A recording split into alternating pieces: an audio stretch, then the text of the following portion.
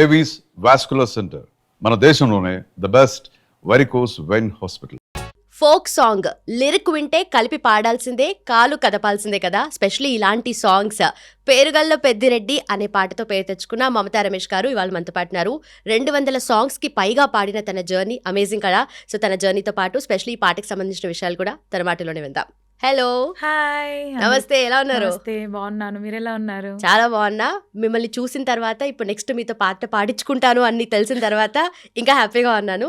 Especially Thank song you. అయితే చాలాసార్లు విని రీల్స్లో ట్రెండ్ అవుతుంది అండ్ తెలుసుకున్నాను. అంటే తర్వాత పాట విని రీల్స్లో చూసిన తర్వాత అసలు ఈ పాట ఎక్కడిది ఏంటని చెప్పి తర్వాత వీడియో సాంగ్ విని తర్వాత మిమ్మల్ని తెలుసుకుని మీ గురించి తెలుసుకొని so happy to have you. Thank ఎలా you. ఉన్నారు? అంత మంచిదేనా? సూపర్, చాలా బాగున్నాను. సో 200 పాటలు పాడినా కూడా ఒక్క పాట ఒకటి యూనిక్ గా నిలిచిపోతుంది. ఆ అవును. పాట వల్లనే నిజంగా పేరుగల్ల పెద్దిరెడ్డి అని మీరు కూడా పేరు తెచ్చేసుకున్నారు.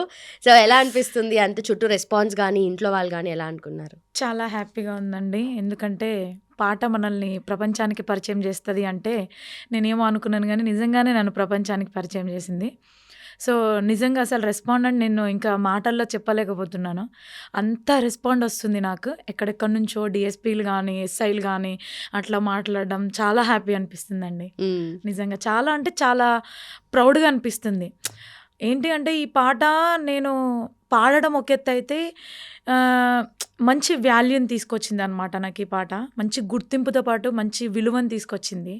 సో నాకు చాలా హ్యాపీగా ఉంది. మీనింగ్ఫుల్ గా, హార్ట్ఫుల్ గా. చాలా, ఎందుకంటే అది అసలు వెలకట్టలేనిది. ఫాదర్ అండ్ డాటర్ రిలేషన్ అంటే అది ఇంకా మనం మాటల్లో చెప్పలేం కాబట్టి. సో ఓకే, సో పాటతో అయితే అందరికీ పరిచయం అవుతున్నారు. రోజు రోజుకి ఇంకా మంచి పేరు వస్తుంది. బట్ పాట మీకెప్పుడు పరిచయం అయింది? పాట నాకు చిన్నప్పుడే పరిచయం చిన్నప్పుడే అయింది. పరిచయం అయింది. చిన్న ఉన్నప్పటి నుంచే పాడేదాన్ని. బట్ కాకపోతే ఆ టైంలో మనకు అంటే యూట్యూబ్ అవన్నీ లేవు కదా. సో స్కూల్లో కాలేజ్లో అట్లా పాడేదాన్ని. దాని తర్వాత ఆఫ్టర్ మ్యారేజ్ తర్వాత నేను అట్లా యూట్యూబ్లో వాడడం స్టార్ట్ చేసినాను. ఇంకా అయితే చిన్నప్పుడు పాటలు బాగా పాడేవాళ్ళు. అంటే కొంతమంది ఉంటారు క్లాస్లో ఏదైనా డాన్స్ చేయాలంటే వాళ్ళని పిలుస్తారు, పాట పాడాలంటే ఎక్కడున్నా పిలుచుకొచ్చి మరి సాంగ్స్లో కానీ ఇలాంటి అన్నిట్లో పెడుతూ ఉంటారు కదా. సో అలా ఉండేదా? అలా పాడేవాళ్ళ? ఉండేది. సింగింగ్ కాంపిటీషన్ వస్తే ఇంకా ఎవరు కూడా కొంతమంది పార్టిసిపేట్ చేయకపోయే వాళ్ళు అనమాట. ఎలాగో నీకే వస్తుందిలే ఇంకా మేము పాడి ఎందుకు Okay. అని చెప్పేసి. సో అట్లా కూడా అవన్నీ ఒక గుడ్ మెమరీస్ అనమాట. సో అట్లా కూడా ఉండే. బాగా ఎంకరేజ్ చేసేవాళ్ళు సార్ వాళ్ళు కూడా మంచిగా. స్కూల్లో కానీ ఓకే, కాలేజ్లో హ్యాపీ అనిపించేది. ఓకే. వాళ్ళు అనేవాళ్ళు అనమాట, ఎప్పటికున్నా గొప్ప సింగర్ అవుతావమ్మా నువ్వు అని చెప్పేసి. సో ఇప్పుడు నేను అది ప్రూవ్ చేసుకున్నాను వాళ్ళ Right. బ్లెస్సింగ్స్ వల్ల. అట్లా బట్ అప్పుడు ఉండేదా? అంటే ఇట్లా ఆలోచన అయితే డెఫినెట్లీ ఆ చిన్నతనంలో ఉండేది కాదేమో కదా. అంటే నాకు నిజం చెప్పాలంటే అసలు సింగర్ అంటే స్కూల్లో చిన్న ఉన్నప్పుడు కదా. సో అసలు సింగర్ ఏంటి, సింగర్ అయితే ఇలా ఉంటుందా నాకంతా అసలు ఏం తెలీదు బేసిక్గా. వాళ్ళు అనేవాళ్ళు గొప్ప సింగర్ అంటే ఏవే పాటలే కదా, ఎక్కడైనా పాడేదేనేమో అనుకున్నా. ఒక గుర్తింపు వస్తుంది లైక్ ఇలా ఉంటుంది అనేది నాకు ఆ ఏజ్లో నాకు తెలియదు కదా. అంటే చిన్న 3rd 4th క్లాస్ అట్లా ఉండేది అనమాట. సో ఆ టైంలో సో వాళ్ళు అనేవాళ్ళు మంచి సింగర్ అవుతావమ్మా, నీకు మంచి గొప్ప సింగర్ అవుతావంటే నేను అంటే ఓకే వీళ్ళు ఏదో పొగుడుతున్నారు అనుకునేది. మంచిగా పాడుతున్నావు, కాంప్లిమెంట్ ఇస్తారు కాంప్లిమెంట్ అనుకున్నారు. ఇస్తారు అనుకున్నాను, కానీ లైక్ ఇంకా వాళ్ళందరు బ్లెస్సింగ్స్ అనమాట. సో నన్ను వాళ్ళందరు బ్లెస్సింగ్స్, వాళ్ళందరు సపోర్టు ఇక్కడ కూర్చున్నా. బట్ నిజంగా ఎంత బాగా పాడుతున్నావు. వాళ్ళందరి మాటలు అవన్నీ అంటారు కదా ఇట్లా మేనిఫెస్ట్ చేస్తే అవుతుంది అని చెప్పేసి, బట్ తెలియకుండానే అయిపోయింది మీ లైఫ్లో అలా. ఓకే, వాళ్ళందరూ మళ్ళీ ఇప్పుడు కాల్ చేస్తారు, గ్రూప్లో ఉంటారు మా 10th క్లాస్ గ్రూప్లో. సార్ వాళ్ళు కూడా చాలా మేము proud చెప్పినాం feel కదా అవుతారు. అన్నారా?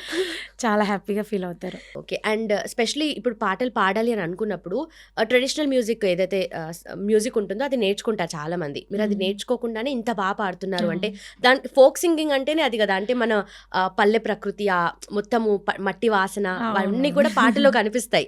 అంటే ఎలా వచ్చింది మీకు అది ఆ పట్టుకోవడం కానీ? అంటే ఊర్లలో మనం చూస్తుంటాము ఎప్పుడో ఒకప్పుడు పాటోళ్ళు పాటలని వింటాం, కానీ ఇప్పుడు ఎవరు పాడుకుంటే ఎవరు పనులు అయితే వేసలేరు కదా. బేసిక్గా ఏంటి అంటే మాకు ఈ ఫోక్ సాంగ్స్ అంటే ఎలా ఉంటుందంటే రైటర్స్ మాకు ముందే పంపిస్తారనమాట సాంగ్స్. సో దాన్ని మనం ప్రాక్టీస్ చేసుకుంటాం. ఆ ట్యూన్ ఏంటి, అసలు ఏంటి, లిరిక్స్ ఎలా ఉన్నాయి ఏంటి అనేది అన్నీ చూసుకొని 1-2 days బ్యాక్ ఇట్లా ప్రాక్టీస్ చేసుకొని వెళ్తామన్నమాట. ఓకే, సో మళ్ళీ రైటర్ కూడా ఉంటారు కాబట్టి అక్కడ దగ్గరుండి మాకు పాడిచ్చేస్తారు. ట్యూన్ తొందర 2 lines అట్లా పాడిచ్చేస్తే పాడిస్తాం. ఇంకా దాని పెద్ద హార్డ్ ఏం అనిపించదు. అది రైట్, రైట్. క్లాసికల్ అంటే కొంచెం మనం సంగీతం నేర్చుకోవాలి కాబట్టి సో అది కొంచెం టఫ్గా ఉంటుంది మనకి. ఈ సాంగ్స్ అయితే ఈజీగానే వాడొచ్చు. ఓకే. సింగర్‌ని తీసుకొచ్చి మాటలు కాదు ఫస్ట్ పాటలు పాడించాలని అంటారు. సో, ఫస్ట్ అదే సాంగ్‌తో స్టార్ట్ చేద్దాం. దెన్ ఆఫ్టర్ మీకు పేరు తెచ్చిన చాలా సాంగ్స్ ఉన్నాయి. సో, వాటిలో మీకు నచ్చిన పాటలు కూడా పాడదాం. సో, ఫస్ట్ అయితే మాకు పేరుగల్ల పెద్దిరెడ్డి పాట కావాలి. నేను లేని ఇంటిలో ఓ నాయనా కునుకే లేక కంటిలో పండుకుండే గాఢ నిద్రలో మా నాయన బాయి గడ్డ మీది మట్టిలో కడుపారగన్నోడు నా కడుపులో పుడితే పెట్టుకుంటే ఆయన పేరునే పేరుగల్లా మా నాయన పేరుగల్ల పెద్దిరెడ్డి బిడ్డనో ఓ రామసిలుక గావురాలే నన్ను చేసి పెంచనే ఓ రామసిలుక పేరుగల్ల పెద్దిరెడ్డి బిడ్డనో ఓ రామసిలుక గావురాలే నన్ను చేసి పెంచనే ఓ రామసిలుక. అబ్బా! స్టార్టింగ్‌లో ఎంత ఊపుతోని ఉంటదో ఈ లిరిక్ వచ్చినప్పుడు ఆ బాధ కూడా వాయిస్‌లో క్యారీ చేస్తున్నారు కదా! అంటే స్పెషల్లీ దానికోసం సెపరేట్‌గా ఏడవాల్సిన అవసరం లేదు. ఆ వాయిసే అలా వచ్చేస్తుంది కదా మీకు. నిజంగా ఇదైతే చాలా టఫే అనుకోవాలి. ఎందుకంటే స్టార్టింగ్ నుంచి చాలా ఊపు ఉంటుంది సాంగ్ అనమాట. ఎవ్వరికీ తెలీదు ఎండింగ్ ఇలా ఉంటుందని ఎవ్వరికీ తెలీదు. అవును. అంటే అందరూ డాన్సే అనుకున్నారు. ఎండింగ్ లెవెల్ వచ్చేసరికి అందరూ ఎమోషనల్ అయిపోయారు ఫుల్గా. అసలు ఈవెన్ మా హస్బెండ్తో సహా తనకు కూడా తెలీదు అది ఎండింగ్ ఇలా ఉంటుందని చెప్పలే. హ్మ్. సో రిలీజ్ అయిన తర్వాత తనకే సర్ప్రైజ్ తెలుసు. అన్నట్టు అట్లా. బట్ చాలా ఎమోషనల్ అయ్యిండు మా హస్బెండ్ కూడా సాంగ్ రిలీజ్ అయినాక. రైట్. ఆ ఎమోషనల్ థింగ్ ఏంటనేది సాంగ్ చూసిన వాళ్ళకైతే తెలుస్తది గానీ నిజంగా. బట్ చూడని వాళ్ళు మాత్రం డెఫినెట్లీ ఎక్కడ ఈ పాట విన్నా యూట్యూబ్కి వెళ్ళి సెర్చ్ చేస్తారు ఏది ఈ ఆ. పాట ఏంటి అని చెప్పేసి వీడియో చూస్తారు. అండ్ ఇవన్నీ చూసినప్పుడు అంటే మీరు పాడేటప్పుడు ఈ లెవెల్లో మీరు ఎక్స్పెక్ట్ చేస్తుంటారు కదా ఇంత అవుతుంది ఏ ఎక్స్పెక్టేషన్ లేకుండానే బాగా ఉండాలి మనం మంచి పేరు ఏంటి రావాలని అంటే పాడతారు కదా. మనం ఆశించి ఏం పోవద్దు, పాటకు న్యాయం చేయాలంతే. అది హిట్ అవుతుందా అది తర్వాత ఏంటి అనేది జనాలు డిసైడ్ చేస్తారు కదా. ఎందుకంటే వాళ్ళు రిసీవ్ చేసుకోవాలి ఏ సాంగ్నైనా కూడా. సో మనం ఇది హిట్ అవ్వదులే ఇది వాడనులే అనుకోవద్దు. మనం ఏదైనా కూడా మనం న్యాయం చేయాలి అంతే పాటకి. ఓకే. దీని తర్వాత ఇంకా ఆ దేవుడి దయ, జనాలు ప్రేక్షకుల దయ అంతే. నైస్. అయితే ఒక పాట మా వరకు వచ్చే వరకు బయట బ్యాక్గ్రౌండ్లో ఏమేం జరుగుతుంది అనేది ఒక పాట మీ వరకు వచ్చిన అంటే పాడి వినిపిస్తారా లేదంటే ఫీల్ మాత్రమే చెప్తారా, ఎలా ఉంటుంది ఇంత ప్రాసెస్ అంతా అసలు? మనకి డైరెక్ట్ కాల్ వస్తుందండి. అంటే లైక్ ఎవరైనా ఇప్పుడు నాతో పాడించుకోవాలి అనుకుంటే కాల్ చేస్తారు. మ్మ్. సో ఇలా ఉంది ఒక సాంగ్ ఉంది అంటే కాన్సెప్ట్ అడుగుతాను ఏంటి ఎలా ఏం సాంగ్ అని. సో వాళ్ళు చెప్తారు కదా, నేను లిరిక్ చూసుకుంటాను. ఎందుకంటే డబల్ మీనింగ్ సాంగ్స్ లైక్ అట్లా ఏమన్నా పాడను అనమాట నేను. ఓకే. సో ఫస్ట్ నేను ట్యూన్ అండ్ లిరిక్ చూసుకుంటాను.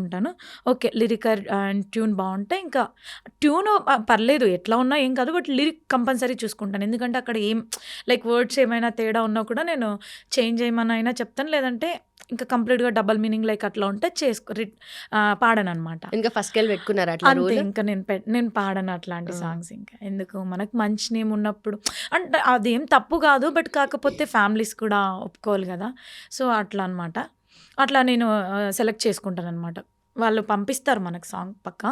ఓకే. సో ఆ టైంలో నేను చూసుకొని ఓకే డన్ పాడిస్తా. ఓకే. అంతే. ఓకే. ఒక టైం చెప్తాము, వెళ్ళి పాడిస్తాం. ఓకే. సో మీ ప్రాసెస్ అయితే ఇలా ఉంటుంది. అండ్ పాట వెనక అంటే వాళ్ళు డైరెక్టర్ కానీ లేదంటే ఆ కంపోజ్ చేసే కాన్సెప్ట్ చేసే వాళ్ళు కానీ లేదంటే మ్యూజిక్ కంపోజ్ చేసే వాళ్ళు కానీ లిరిక్స్ రాసేవాళ్ళు ఇంతమంది ఉంటుంది కదా. సో వాళ్ళ బ్యాక్గ్రౌండ్లో ఎలా జరుగుతుంది?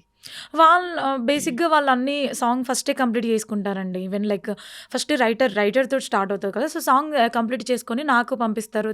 దెన్ తర్వాత అంటే ఒక సింగర్కి అండ్ మ్యూజిక్ డైరెక్టర్కి పంపిస్తారు. అన్నీ ఓకే అనుకుంటే మనం ఇంకా వెళ్ళి డైరెక్ట్ పాడేయాల్సి ఉంటుంది. సో అన్ని మ్యూజిక్ డైరెక్టర్ అక్కడే కంపోజ్ చేస్తాడు. మాకు ఫస్ట్ పిలిచి స్కేల్ చెక్ చేసుకొని లైక్ ఇంకా కంపోజ్ చేస్తారనమాట. రైటర్ అయితే ఫస్టే సాంగ్ రెడీ చేసి పెట్టుకుంటాడు. తను ఎక్కడ రాసుకుంటాడో ఏంటో నాకు తెలియదు కానీ లైక్ కంప్లీట్ చేసుకొని కాల్ వస్తుంది అనమాట. ఓకే. అట్లా కంప్లీట్ కాన్సెప్ట్ అంతా మీకు ఎక్స్ప్లెయిన్ చేస్తారు. ఎట్లా ఉంటుందని చెప్తారు అంతే. ఓకే. ఓకే. సో శంషాబాద్లో పుట్టారు. దాని తర్వాత మొత్తం అంతా అక్కడేనా స్కూలింగ్ అంతా కూడా? స్కూల్ కాలేజ్ అన్నీ అక్కడే. అన్ని అక్కడే. ఆ. సో తర్వాత హైదరాబాద్కి షిఫ్ట్ అయ్యారు మ్. పెళ్ళైన తర్వాత. మ్. ఓకే. సో జాబ్ అంతా కూడా మీరు హైదరాబాద్లోనే చేశారు. అంటే బిఫోర్ దిస్ మీరు డేటా ఎంట్రీ జాబ్ చేయడం కానీ తర్వాత వేరే ప్లేసెస్లో వర్క్ చేశారు సేల్స్ గర్ల్ లాగా. అవును. సో ఆ జర్నీ మొత్తంలో కూడా మీకు ఈ సైడ్ వస్తాను అన్న ఏ మాత్రం కూడా ఐడియా లేదు. బట్ అంత సడన్గా అనుకోకుండా ఎలా వచ్చారు అసలు? అంటే పాడేదాన్ని సాంగ్స్ ఆఫ్టర్ మ్యారేజ్ తర్వాత మా హస్బెండ్ సపోర్ట్. సో తను అన్నాడు, మమతా నువ్వు పాడాలి, బాగుంది నీ వాయిస్, నీకు ఒక గుర్తింపు రావాలి అని చెప్పేసి. సో అట్లా ప్రయత్నం చేసినాం అనమాట. సో అట్లా ప్రయత్నం చేస్తుండగా నాకు పోచన్న అని అన్న ద్వారా నాకు అవకాశం వచ్చింది. ఇట్లా మా ఫ్రెండ్ వాళ్ళ అన్నయ్య అనమాట. తను అట్లా వీడియో పంపిస్తే బాగుంది వాయిస్, నా ఛానల్లో పాడించుకుంటానని చెప్పేసి నాకు ఫస్ట్ అవకాశం ఇచ్చిండనమాట. సో దాని ద్వారా తర్వాత ఇంకా కంటిన్యూగా అట్లా రియాలిటీ షోస్లో పార్టిసిపేట్ చేశాను, సారంగ దర్యా షో అని. ఇంకా ఆ షో తర్వాత నాకు ఇంకా చాలా అవకాశాలు వచ్చాయి అనమాట. సో నాకు ఆ షోలో నాకు తిరుపతి అన్న కానీ లైక్ నరసింహన్న వీళ్ళందరూ చాలామంది పరిచయం అయ్యారు. సో వాళ్ళ ద్వారా కూడా నాకు చాలా అవకాశాలు వచ్చాయి అనమాట. ఓకే. అట్లా అయితే నార్మల్గా సినిమా పాటలు పాడే ఈ మొత్తం ఇండస్ట్రీ అంతా డిఫరెంట్. ఫోక్ సింగింగ్ అంటే ఇదంతా ఒక కంప్లీట్ డిఫరెంట్గా ఉంటుంది. అందరు కూడా మీరు అన్నట్టుగా ఇప్పుడు 2-3 పేర్లు మెన్షన్ చేశారు, అన్న అన్న ఇట్లనే మాట్లాడుకుంటారు, అన్న చెల్లె అక్క అని చెప్పేసి. అంటే ఫ్యామిలీ లాగానే కలిసి ఉంటారు కదా అందరూ. ఒక సాంగ్ హిట్ అయింది అనుకోండి, అప్పుడు వస్తుంది పేరు, అందరు మాట్లాడతారేమో, బట్ అంతకన్నా ముందు కూడా ఒక ఫ్యామిలీ లాగా కలిసి ఉంటారు కదా. చాలా హ్యాపీ అనిపిస్తుంది నాకైతే. నేను ఇప్పుడు చెప్పిన పేర్లు చెప్పిన వాళ్ళు ఉన్నారు కదా, చాలా సపోర్ట్ చేసేవాళ్ళు అనమాట. స్టార్టింగ్లో నాకు లైక్ నరసింహన్న అని చాలా అంటే చాలా తన సాంగ్స్ ఎక్కువ పాడేదాన్ని అనమాట నేను. సో అట్లా ఇంకా ముందుకు వెళ్ళడం ఇంకా బాగా నాకు చాలా ఛాన్సెస్ వచ్చినాయి అనమాట. ఆయన పాటలు పాడినాక కూడా బాగా అవకాశాలు వచ్చినాయి. సో వాళ్ళందరికీ కూడా నేను థ్యాంక్స్ చెప్పుకుంటాను. ఎందుకంటే నా వెనకాల ఉండి నన్ను ఎవరైతే సపోర్ట్ చేసిరో వాళ్ళందరికీ నేను స్పెషల్గా థ్యాంక్స్ చెప్పుకుంటున్నాను. ఎందుకంటే మనం ఎప్పుడైనా కూడా మనకి చేయిచ్చి హెల్ప్ చేసిన వాళ్ళని ఎప్పుడు మర్చిపోవద్దు కదా. సో వాళ్ళందరూ ఇక్కడ ఉంటారు, నాకు ఎవరెవరు సహాయం చేసిరు అనేది నాకు తెలుసు. వాళ్ళందరికీ పేరు పేరున నేను కృతజ్ఞతలు తెలియజేసుకుంటున్నాను. నిజంగా నైస్. అయితే పాట విన్న తర్వాత మనం పాడడం వేరు. ఒక పాట అసలు కంపోజింగే ఏమీ లేదు, ఆ లెవెల్లో మీరు పిక్ చేసుకొని పాడడము అంటే ఎవరు పాడుంటారు ఆ పాట మీకన్నా ముందు కదా, అది ఎట్లా చేస్తారు అసలు? ఎప్పుడంటే నార్మల్ పాటలు పాడడం వేరు కదా. వాళ్ళు పంపిస్తారు, మాకు సాంగ్ పంపిస్తారు కదా. సో మనం ప్రాక్టీస్ చేసుకుంటాం, ఇంట్లో ప్రాక్టీస్ చేసుకుంటాం. అది ఫస్ట్ కొంచెం ఉండదు, అది టెన్షన్లో అది ఎక్కదు. బట్ కాకపోతే ఒక 2-3 టైమ్స్ ఇంట్లో పని చేసుకుంటూ లైక్ అట్లా వింటూ ఉంటాం కదా, ట్యూన్ ఎక్కిపోతుంది తొందరగానే. సో ఇంకా మనం ఫస్ట్ నేను పంపిస్తాను ఆడియో వాళ్ళకి ఓకే అన్నారు అంటే డైరెక్ట్ రికార్డింగ్ ఇక. ఓకే. అట్లా అయితే ఫస్ట్ పాడిన పాట అయితే స్పెషల్ ఉంటుంది కదా. సో ఫస్ట్ పాడిన పాట ఏంటి? ఫస్ట్ పాడింది నాకు అన్ననే అవకాశం ఇచ్చిండు, పోచన్న. సో అది మీకోసం. తప్పకుండా. సక్కనోడావు నా పెద్ద బావా, నన్నైదరాబాదుకు తీసుకుపోవా, సినిమా హీరోలతో కలిపిస్తావా. సక్కనోడావు నా పెద్ద బావా, నన్నైదరాబాదుకు తీసుకుపోవా, సినిమా హీరోలతో కలిపిస్తావా. బావా ఓ బావా, సక్కనోడావు నా పెద్ద బావా, నన్నైదరాబాదుకు తీసుకుపోవా, సినిమా హీరోలతో కలిపిస్తావా. బాబా హైదరాబాద్ అయితే తీసుకొచ్చు కానీ సినిమా హీరోలను కల్పించేలా ఇంకా లేదు, బట్ తప్పకుండా కలుస్తారు, సినిమా పాటలు కూడా పాడతారు. అండ్ మీ హస్బెండ్ గురించి చెప్పండి. నా హస్బెండ్ గురించి చెప్పాలి అంటే ఒక్క మాటలో నాకు బ్యాక్ బోన్ అంతే. ఇంకా ఫుల్ సపోర్ట్ చేస్తాడనమాట. సో ఇప్పుడు తన సపోర్ట్ వల్లనే నేను ఇక్కడ కూర్చున్నాను. ఎందుకంటే మనకు మ్యారేజ్ అయినాక ఎంత టాలెంట్ ఉన్నా కూడా ఫ్యామిలీ సపోర్ట్ కానీ హస్బెండ్ సపోర్ట్ కానీ కంపల్సరీ ఉండాలి.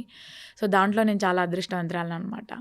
తనకి ఎక్కువ అంటే నా మీద ఎక్కువ అదే అనమాట. లైక్ ఏంటి అంటే నా వైఫ్కి టాలెంట్ ఉంది కదా, తనని మంచిగా ఎక్కడన్నా మంచి స్థానంలో నిలబెట్టాలి అనేది తన ఆశ. సో తన ఒక 90% రీచ్ అయినానేమో. తన గోల్ ఏంటి అంటే మూవీలో వాడాలి నా వైఫ్ అని ఒక ఆశ తనకి. నాకు కూడా అదే ఉంటుంది కదా. సో ఇంకా చూడాలి, దేవుడి దయ. ఓకే. ఓకే. అలాంటి ఛాన్స్ వస్తే తప్పకుండా వాడుతున్నా. ఓకే. సో మీది లవ్ మ్యారేజ్ కదా, అంటే ఇంట్లో ఒప్పించి పెళ్లి చేసుకున్నారు. అంటే ఆయనలో మీకు బాగా నచ్చిన విషయాలు ఏంటి? కేరింగ్ అంతకు మించికి ఇంకా నేనేం చెప్పలేను. చాలా కేరింగ్ అనమాట. చాలా అంటే చాలా బాగా చూసుకుంటాడు. సో ఒక నమ్మకం అనేది వచ్చిందనమాట. అబ్బాయి మంచిగా చూసుకుంటే చాలు అని అనుకున్నాను. సో అట్లాంటి టైంలో ఇంకా నేను మా ఫ్యామిలీలో మాట్లాడి ఒప్పించాను అనమాట. తన ఫ్యామిలీలో కూడా మాట్లాడిండు, ఒప్పించుకున్నాడు. అంటే తను లైక్ మొక్కుకున్నాడు అనమాట, 2 ఫ్యామిలీస్ ఒప్పుకుంటే తిరుపతిలో చేసుకుంటామని చెప్పేసి. సో ఆ వెంకటేశ్వర స్వామి దయ వల్ల 2 ఫ్యామిలీస్ ఒప్పుకున్నాయి. లైక్ అరేంజ్ మ్యారేజ్ లాగానే అయ్యింది, బట్ కాకపోతే ఓన్లీ రిలేటివ్స్ మాత్రమే వెళ్ళామన్నమాట. మా తరపు నుంచి ఒక 40 మెంబర్స్, వాళ్ళ తరపు నుంచి ఒక 30 మెంబర్స్ లైక్ అట్లా వెళ్ళి మంచిగా సన్నిధానంలో అట్లా దేవుడి సన్నిధానంలో చేసుకున్నాం. ఓకే. చాలా హ్యాపీ. ఇంకా ఓకే. సో అప్పుడు ఫ్యామిలీ నుండి ఎలాంటి ఇబ్బందులు అయితే ఏం లేకుండా? అసలు 1% కూడా అసలు మేము చెయ్యము, మేము ఇది కొట్టడం తిట్టడం అస్సలు 1% కూడా లేదు. సో ఆయన దగ్గర నుండి డెఫినెట్లీ ఆయన కూడా ఒక గోల్ ఉంది, సినిమా పాటలు పాడాలి అని చెప్పేసి. అంటే ఇంత పేరు వచ్చిందంటేనే మీరు కంటిన్యూస్గా పాటలు పాడుతూ ఈ జర్నీలోనే మీరు కూడా బిజీ ఉన్నారు కదా. సో ఆ జర్నీలో కూడా ఆయన సపోర్ట్ ఎలా ఉండింది, ఏమనేవాళ్ళు ఆయన అసలు? అసలు బేసిక్‌గా తను జాబ్ చేస్తాడండి. తను మూసాపేటలో దేవిశ్రీ జ్యువెల్లరీస్‌లో తను అకౌంటెంట్‌గా చేస్తాడు. అసలు చెప్పాలి అంటే ఇప్పుడున్న బిజీ షెడ్యూల్ ఇంతకు ముందుకైనా కూడా కానీ నేను ఏ స్టూడియోకి వెళ్ళినా ఎక్కడికెళ్ళినా కూడా నైట్ అయిందంటే తను డ్యూటీ చేసుకొని నా కోసం వచ్చేవాడు అనమాట. ఎంత చలి కానీ వర్షం కానీ ఏదున్నా పర్లేదు. అసలు ఇంటికి వెళ్ళకుంటుండే డైరెక్ట్ మళ్ళీ నా దగ్గరికి వచ్చేవాడు అనమాట. ఎట్లా వస్తుంది, ఇబ్బంది పడుతుంది నైట్ టైంలోని. సో అంత కేరింగ్ అనమాట, అంత జాగ్రత్త. లైక్ ఇక నేను ఏంటో నాకే ఒక్కొక్కసారి అనిపిస్తుంది, ఎందుకు ఈయనకింత నేను ఆ ప్రేమను తట్టుకోను ఒక్కొక్కసారి. మీరే కోరుకున్నారు కదా బాగా చూసుకుంటారని. కోర్స్ బట్ కాకపోతే తన గురించి కూడా ఆలోచించాడు. అసలు నిజంగా నేను 100% తన అనుకున్న గోల్ని నేను రీచ్ అవ్వాలి తొందరలో. తనకు మంచి పేరు తీసుకురావాలి. ఆల్రెడీ వచ్చేసింది అనుకుంటున్నాను. ఇంకా మూవీలో వాడాలి, ఇంకా రావాలి. అంటే మీ గురించి చెప్పండి, మీరు ఎలా చూసుకుంటారు అసలు ఆయన్ని? నీకు చూసుకొని నాకు టైం లేదేమో. ప్రామిస్గా నేను మార్నింగ్ నాకు అంటే ఈవెన్ జాబ్ చేసే వాళ్ళకైనా సాటర్డే సండే హాలిడే ఉంటుందేమో కానీ నాకు అసలు అంత ఛాన్స్ కూడా లేదు. నేను ఏమో అంటే 1-2 hours ఇంట్లో ఉండడం అంతే. ఇంకా నా పిల్లలైతే అసలు ఈరోజు కూడా సాంగ్ ఉందా మమ్మీ, వెళ్ళకపోతే ఏమవుతుంది, ఉండొచ్చు కదా మాతోటి. అట్లా కాదు నాన్న, మీకోసమే కదా కష్టపడేది, మనం ఒక ఇల్లు కొనుక్కుందాం, ఇల్లు కొనుక్కునేంత వరకు కష్టపడతానని చెప్పేసి అట్లా. ఇంకా సో పిల్లలు కూడా ఆఫ్ కోర్స్ కోరుకుంటారు టైం ఎక్స్పెండ్ చేయాలి, ఎక్కువసేపు ఉండాలని. కానీ వాళ్ళు నేను ఎక్కువ అసలు నేను ఈ మధ్య ఈ 2-3 months నుంచి అయితే అసలు నేను వాళ్ళకి లైక్ స్కూల్కి పంపించడం, దాని తర్వాత మళ్ళీ ఇంకా అంతే వాళ్ళు మళ్ళీ పడుకునే టైంలో వెళ్ళడం. ఓకే, వాళ్ళని స్కూల్కి పంపించే వరకే నేను ఇక వాళ్ళు 7:30, 8 o'clock వెళ్ళిపోతారు. 8:30 చిన్న పాప అయితే 8:30. నేను ఇక అంతే, ఇక మళ్ళీ నేను వచ్చేస్తాను. మీరు ఉండే టైంలో వాళ్ళు ఉండరు, వాళ్ళు ఉండే టైంలో మీరు ఉండరు. బట్ పిల్లలకి బాగా ఇష్టం కదా మీ పాట. మీ పాటలు అన్నిట్లో కల్లా ఏ పాట అంటే బాగా ఇష్టం? బావో బంగారం సాంగ్ చాలా ఇష్టం వాళ్ళకి. అడిగి పాడిపించుకుంటారా? అడిగి పాడించుకుంటారు. ఇంకా టీవీ ఉంటుంది కదా, పెట్టేసుకుంటారు సాంగ్స్, ఇంకా వాళ్ళే పెట్టేసుకొని డాన్స్ చేస్తారు. సో బావో బంగారం పాట అయితే మంచి పేరు వచ్చింది కదా, సో ఆ పాట కూడా మాకు వస్తుంది. సో ఫస్ట్ నాకు అంటే నేను చాలా ఇయర్స్ తర్వాత అంటే నేను 2022 నుంచి స్టార్ట్ చేశాను సాంగ్స్ పాడడం. సో అప్పటి నుంచి పాడుతున్నాను గుర్తింపు అనేది వచ్చింది. కానీ లైక్ నా వాయిస్ జనాలకి రీచ్ అవ్వడం అంటే బావో బంగారం అండి. సో అది కూడా నాకు మంచి నేమ్ తెచ్చింది. అసలు ఫస్ట్ ఆఫ్ ఆల్ ఆ బావో బంగారం పాడినందుకే పెద్దిరెడ్డి ఛాన్స్ వచ్చిందేమో అనుకుంటాను. ఎందుకంటే అప్పటి వరకు నేను ఎవరికీ తెలియదు. సో నాకు ఆ ఛాన్స్ కూడా నాకు హేమారెడ్డి గారి ద్వారా వచ్చింది. తనకు కూడా నేను స్పెషల్గా థ్యాంక్స్ చెప్పుకుంటాను. ఎందుకంటే ఒక సింగర్ని ఎంచుకోవడం అంటే అది చాలా టఫ్ ఉంటుంది. ఎందుకంటే వాళ్ళకి ఒక హోప్ అనేది ఉంటుంది కదండి. సో ఈ సాంగ్ని వీళ్ళతో పాడిస్తే బాగుంటుంది అని చెప్పేసి వాళ్ళు ఒక నమ్మకం మీద సింగర్ని సెలెక్ట్ చేసుకున్నప్పుడు ఆ సింగర్ కూడా న్యాయం చేయాలి. సో అట్లాంటి సిచ్యువేషన్లో తను నన్ను సెలెక్ట్ చేసుకొని నాతోటి అంత అద్భుతమైన పాట పాడియడం అంటే నాకు అసలు అది కూడా చాలా గ్రేట్ విషయం అనమాట. సో అది చాలా అంటే చాలా హిట్. ఇంకా బట్ అది జనాలకు రీచ్ అయింది, కానీ నేనని ఎవరికి తెలియదు, ఈవెన్ కళాకారులకు కూడా తెలీదు. బట్ మంచి నేమ్ వచ్చింది. అది మీకోసం ఒక నాలుగు. గల్ల ఎగిరేసి నడిచి వస్తుంటే గల్లీ నిన్ను చూడనవట్టే, ఆడ గుంపు అంతా నీ చుట్టూ చేరి మందలించి మాట గలపనవట్టే, అది చూసి నా మనసు అయ్యో అంటూ గుండె బాదుకునే వట్టే. బావో ఓ బావో నా బావో బంగారం, నీ నవ్వే సింగారం, దింపుతుంటే నువ్వు మీసం అయిపోయా దాసోహం. బావో బంగారం నీ నవ్వే సింగారం, దింపుతుంటే మీసం అయిపోయా దాసోహం. అసలు నిజంగా మీరు పాడుతుంటే చాలా సోల్ఫుల్గా హార్ట్ఫుల్గా అనిపిస్తుంది. కానీ నిజంగా మీరు చెప్పే వరకు కూడా ఎవరికి తెలియదేమో మీరే వాడిన పాట అని చెప్పేసి. కానీ నిజంగా ఒక ఫోక్ సాంగ్ అంటే దాంట్లో ఒక సినిమా చూపించేశారు మీరు మొత్తం. ఒక కాన్సెప్ట్తోనే ఒక సాంగ్, డాన్స్, దాని వెనక మీ వాయిస్ భలే అనిపిస్తుంది. అండ్ పేరుగళ్ళ పెద్దిరెడ్డి సాంగ్ కూడా అంత హిట్ అయిందంటే దాని వెనక ఎంతో మంది కష్టపడ్డారు కదా. సో మనకు నాగదుర్గ గారు అయితే స్క్రీన్ మీద కనిపిస్తారు. ఎక్స్ప్రెషన్స్, డాన్స్, గ్రేస్ అంతా మనం ఆల్రెడీ మనకు తెలిసే అన్ని పాటల్లో చూసాము. సో ఈ పాటకి వర్క్ చేసిన కొరియోగ్రాఫర్ దగ్గర నుండి అండ్ వెనక బ్యాక్గ్రౌండ్ లో వర్క్ చేసిన వాళ్ళు కానీ అంటే సాంగ్ కోసం పనిచేసిన వాళ్ళు, సో వాళ్ళ గురించి చెప్తారా? నిజంగా 100% చెప్పాలి. ఎందుకంటే ఒక పాట సక్సెస్ అయింది అంటే అది ఒక్కరితోటి ఉండదు. సో ఈవెన్ మ్యూజిక్ డైరెక్టర్ కానీ, లైక్ ప్రొడ్యూసర్ కానీ, డిఓ డిఓపి కానీ కొరియోగ్రాఫర్ కానీ వీళ్ళందరూ ప్రాణం పెట్టి చేసిరనమాట. సో కొరియోగ్రాఫర్ వచ్చేసి మనకి లీడింగ్ బాయ్స్ శ్రీకాంత్ అన్న, సో డిఓపి వచ్చేసి జనతా బబ్లు అన్న.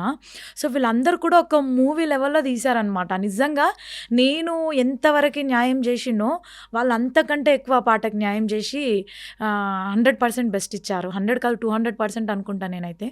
ఒక్కరు కష్టం అనేది ఉండదు కదా. సో అందరూ కష్టపడితేనే ఏ వర్క్ అయినా కూడా, ఈవెన్ సింగింగ్ కానీ లైక్ ఇంకేదైనా మూవీస్ కానీ ఏదైనా కూడా ఒక ప్రొడ్యూసర్ డైరెక్టర్ చేతిలోనే ఉండదు. దాని వెనకాల ఎంతోమంది ఉంటారు కష్టపడే వాళ్ళు. సో ఈ పాటకు కూడా అలాగే వీళ్ళందరూ కష్టపడ్డారు. సో అందుకోసమని నేను మా అందరి కష్టానికి తగ్గట్టుగా దేవుడు మాకు ఫలితం ఇచ్చిండు. చాలా హ్యాపీ అనిపిస్తుంది. వాళ్ళందరికీ కూడా నేను ప్రత్యేకంగా కృతజ్ఞతలు తెలియజేసుకుంటాను. ఎందుకంటే వీళ్ళు ఎవరు కనిపించరు. సో షూట్ చేసే వరకు వీళ్ళందరూ కనిపిస్తారు, కానీ సాంగ్ రిలీజ్ అయిన తర్వాత ఓన్లీ ఒక యాక్టర్ నాగదుర్గ గారు, ఈవెన్ ఫాదర్ క్యారెక్టర్, వీళ్ళు తప్ప ఇంకెవ్వరు కనిపించరు. సో వాళ్ళందరికీ కూడా నేను స్పెషల్గా థ్యాంక్స్ చెప్పుకుంటున్నానండి. ఓకే. సో పాట అయితే సూపర్ సక్సెస్ఫుల్ అయితే అయింది. అయితే నార్మల్గా ఇన్ని పాటలు పాడున్నారు కదా, అన్ని పాటలకు వచ్చిన అంటే ఇప్పుడు మీరు ఇన్ని పాటలు పాడారని కూడా ఈ పాటతోనే తెలిసొస్తుంది. అయితే మమతా రమేష్ గారు ఈ పాటలు కూడా పాడారంట అని చెప్పేసి రేపు పొద్దున అలాంటి పేరే వస్తుంది. సో ఈ పాటకు ఆ పేరు రావడము ఎలా అనిపిస్తుంది? Father and daughter sentiment song కదా ఇది. బేసిక్గా నాకు మా నాన్న అంటే చాలా ఇష్టము. అంటే అమ్మ కూడా ఇష్టమే, కానీ ఎందుకు డాటర్స్కి అమ్మాయిలకి ఎవరికైనా కూడా ఫాదర్ అంటే ఒక హీరో కదా. సో నాకు కూడా మా నాన్న అంటే చాలా ఇష్టము. సో అట్లాంటి సిచ్యువేషన్లో మనం అంటే ఒక సాంగ్ పాడుతున్నప్పుడు మనం కంప్లీట్గా ఫీల్ అయి పాడాలి. సో అట్లాంటి టైంలో నాకు మా నాన్నని నేను గుర్తు చేసుకొని అట్లా పాడడం జరిగింది. సో నాకు చాలా హ్యాపీ. ఇంకా మా నాన్న అయితే నేను అసలు చెప్పలేను మాటల్లో, ఫుల్ ఎమోషనల్ అవుతాడు. ఇంకా ఆయన నా కూతుర్ని ఆయన ఎలా ఎలా ఎలా అనుకున్నాడో నాకు తెలీదు. బట్ కాకపోతే నేను ఇప్పుడు మంచి నేమ్ తీసుకొచ్చినాను ఆయన కూడా. ఈవెన్ నానాజీ మా అమ్మ వాళ్ళ ఊర్లో కూడా కానీ మా రిలేటివ్స్ ఎప్పుడెప్పుడో ఎక్కడెక్కడి నుంచో కానీ వాళ్ళు కాల్ చేయడము, అరే పలానా ఇట్లా మమతనంట మీ బిడ్డనేనా అని చెప్పేసి, అసలు నాకైతే ఎమోషనల్ అయిపోతాను నేను. ఇంకా రిలేషన్ వాళ్ళందరూ కూడా చాలామంది కాల్ చేస్తున్నారంట, అట్లా మీ కూతురు బాగా వాడుతుంది మంచిగా అని చెప్పేసి.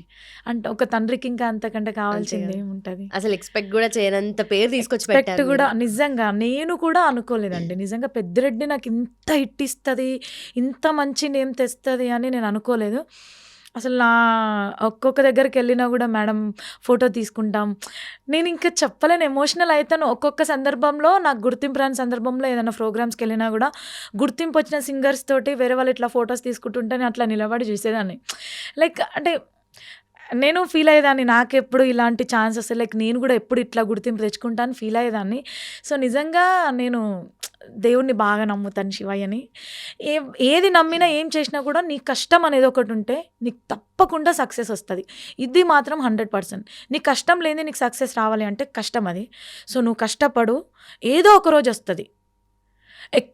ఎక్కువ రోజులు కష్టపడ్డదానికే గట్టిగా ఏమంటారు, లైక్ ఎక్కువ రోజులు కష్టపడ్డదానికే ఎక్కువ సక్సెస్ వస్తుంది అనమాట. మనం ఎన్ని రోజులు తొందరగా మనం ఇప్పుడే తొందరగానే వచ్చి ఒక పాటతో హిట్ అయినాం అనుకో, అంత ఫీల్ ఉండదు. మనం కష్టపడాలి, మనం పాడాలి, పాడుతూ ఉంటే ఏది హిట్ అవుతుంది ఏది అనేది మనకు తెలియదు. సో అట్లా నేనైతే నా మెంటాలిటీ అయితే అదనమాట. ఏదో ఒక రోజు అవుతుంది, ఆ రోజు ఈ రోజు అయింది అదనమాట. టైం కోసం వెయిట్ చేయాలి. Okay okay. అంటే మీ టైం కోసం మీరు వెయిట్ చేశారు, ఈ రోజు వస్తుంది అలా అనుకున్నప్పుడు, రేపొద్దున నేను సాధించాలనుకున్నప్పుడు మైండ్లో కొన్ని ఆలోచనలు వస్తాయి. బాధలో ఉన్నప్పుడు ఒక 2-3 ఆలోచనలు ప్రతిసారి వస్తుంది, నేను ఏదో రోజు సాధించాలి అని చెప్పేసి. ఆ ఆలోచనలు ఏంటి మీకు? ఏం లేదండి, నేను ఒక్కటే అనుకున్నాను, నా హస్బెండ్ కానీ నా ఫ్యామిలీస్ కానీ ఇంత సపోర్ట్ చేస్తున్నారు కదా, సో నేను కష్టపడాలి. అది ఏ టైం అనేది నేను చూసుకోను. నైట్ ఇప్పుడు రికార్డింగ్స్ అంటే మనకి వేరే లాంగ్ కూడా ఉంటాయి అనమాట. సో ఒక్కొక్కసారి ఇంటికి వచ్చేసరికి 2-3 కూడా అయ్యేది. నేను అది ఏది మైండ్లో పెట్టుకోలేదు. మనం కష్టపడాలి, ఒక గుర్తింపు తెచ్చుకోవాలి. సో మనకి ఫ్యామిలీ ఉంటుంది, పిల్లలు ఉంటారు, వాళ్ళకి మనం మంచి స్టడీ ఇవ్వాలి, వాళ్ళు కష్టపడొద్దు. సో నేను అవన్నీ మైండ్లో పెట్టుకునేదాన్ని అనమాట. ఇంకా కష్టపడాలి. సో మాకు బేసిక్గా హౌస్ లేదు. సో నాకు 2 ఆడపిల్లలు. సో నేను వాళ్ళ కోసం హౌస్ కొనివ్వాలి, వాళ్ళకి నేను మంచిగా చూసుకోవాలి, వాళ్ళకి ఏ కష్టం తీసుకురావద్దు, మంచి స్కూల్లో వేయాలి అనేది నేను ఎప్పుడు ఇదే పెట్టుకునేదాన్ని మైండ్లో. సో వాళ్ళకి నేను ఒక 70% ఇప్పటివరకు అయితే నేను ఒక 70% వరకు వాళ్ళకి న్యాయం చేసినాను. ఇంకా 30% మిగిలింది. సో 100% నేను ఎప్పుడు న్యాయం చేయగలుగుతాను అంటే వాళ్ళకి ఒక ఇల్లు కొని వాళ్ళని అక్కడ ఉంచాలి. అది నా గోల్. బట్ ఈ రోజు కూడా చాలా మంది ఏదున్నా ఫ్యామిలీ బాధ్యత తీసుకున్నప్పటికీ లేడీస్ వర్క్ చేస్తారు, జాబ్ చేసే వాళ్ళు ఉన్నారు, మీలా కష్టపడే వాళ్ళు ఉన్నారు. కానీ ఫస్ట్ బాధ్యత అనేది హస్బెండ్కే ఉంటుంది. అవును. అదే అనుకుంటారు ఇల్లు అవును. కట్టడము లేదంటే ఇంకేదన్నా అని. కానీ మీరే ఇంత రెస్పాన్సిబిలిటీ మీరు తీసుకున్నారంటే మీరు అవును. చెప్తున్నారు కదా, మ్మ్. అలా చెప్తున్నప్పుడు మీ హస్బెండ్ ఫీల్ అవ్వరా? అంటే ఆయన తను ఏమనుకుంటారు? ఎమోషనల్ కూడా అవుతారు ఒక్కొక్కసారి. అంటే ఇప్పుడు హైదరాబాద్లో బ్రతికే వాళ్ళం కదా, సో ఇద్దరు కష్టపడాలి. ఒక మ్మ్. హస్బెండ్ మీదనే డిపెండ్ అంటే చాలా కష్టం. తను కూడా చాలా సఫర్ అవుతారు. సో అట్లా అని సో తనకి ఏమంటారు ఒక భరోసా లాగా నేను కూడా సపోర్ట్ చేస్తాను రమేష్. నేను కూడా సరే నేను సింగింగ్ ఫీల్డ్లోకి వచ్చినాను కదా, నేను కూడా